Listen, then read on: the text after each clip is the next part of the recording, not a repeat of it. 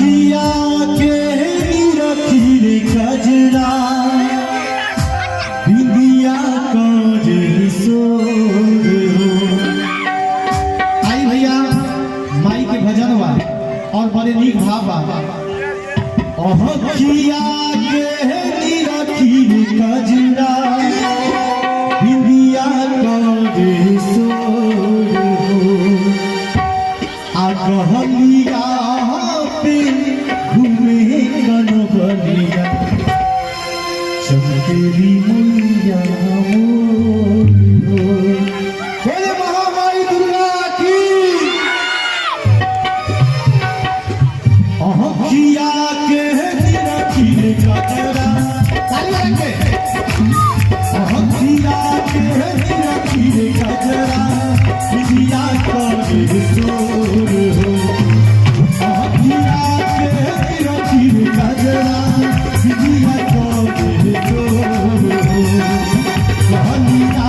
पे झूमे कनबलिया चमकेली मैया कहलिया पे झूमे कनबलिया चमकेली मैया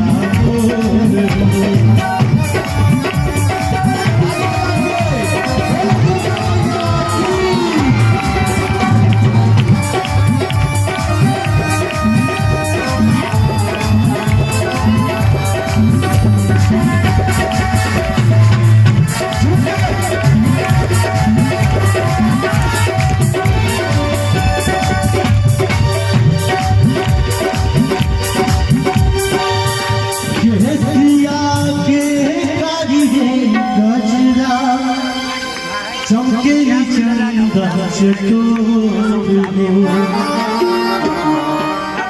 केसिया के कारी रे गजरा चमकेली चंदा चटोर बोले दुर्गा मैया की कहलिया पे झूमे कनबलिया कहलिया पे झूमे कनबलिया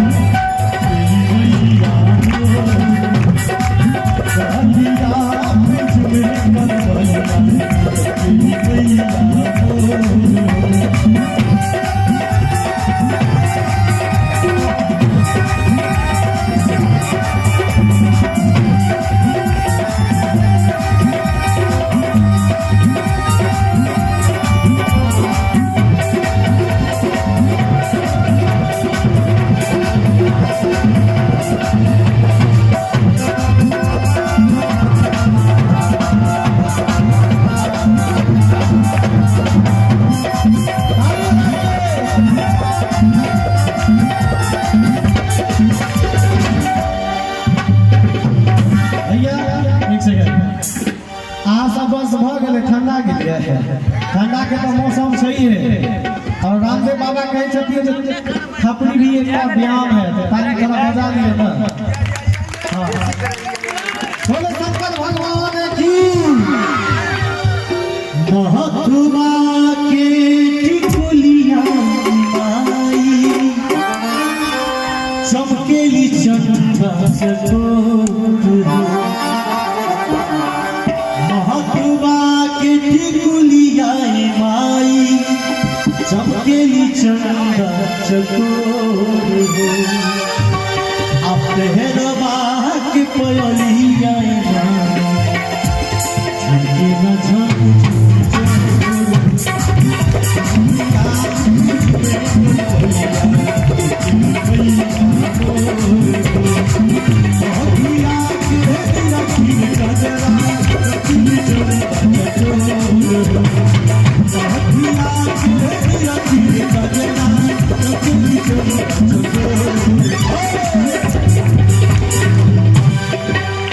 एक बार हाथ उठा ला जे माई के बेटी वाली जा आ बेटा बा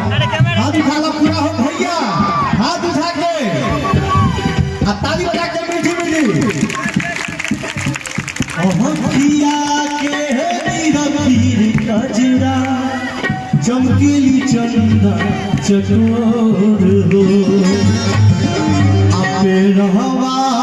के पयलिया माई आ ताली बजा के बाजेला झन झन झन